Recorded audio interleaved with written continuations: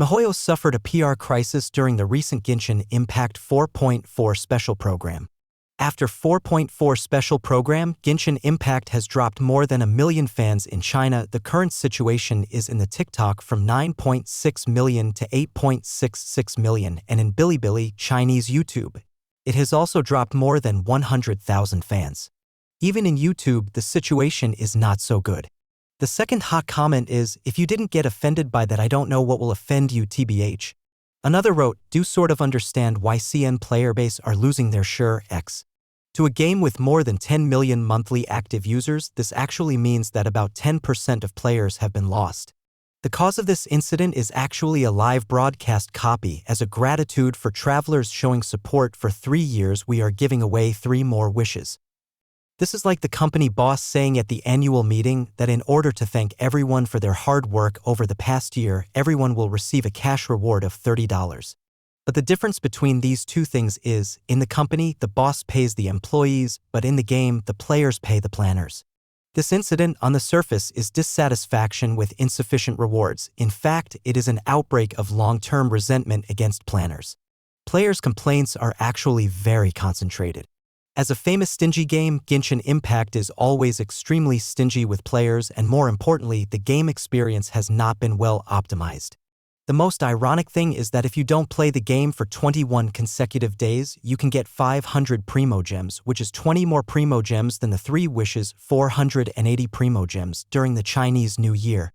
To publish stuff for this matter, the person who wrote the copy is naturally responsible, but does the reviewer have any responsibility? Is the person who read the manuscript at the end responsible for not adapting to circumstances? In fact, they all have responsibilities. But exaggerated copywriting will not change the essence of the matter, which is the 2 perfunctory reward. No matter how much you change the copy, you can't just change it from 3 to 10. And such a big mistake cannot be entirely attributed to a small copywriter. The core issue is the general direction of Genshin Impact's past operations and what it has done. The problems here, and they are all accumulated one by one. The players' resentment has actually reached a critical point. Players play games for fun, of course, but companies don't make games for players to be happy but to satisfy their own profit needs. Some companies that do well may make a balance between the two aspects.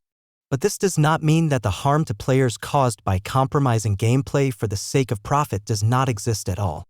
These grievances are often accumulated in the heart unconsciously. Looking back on the past year, Genshin Impact has actually done a lot of harm to players.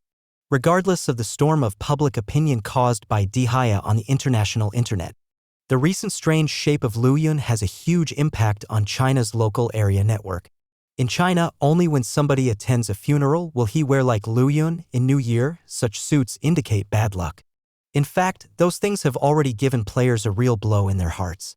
Moreover, many players are actually dissatisfied with the fact that Fontaine's god is repeatedly bullied both numerically and in the plot.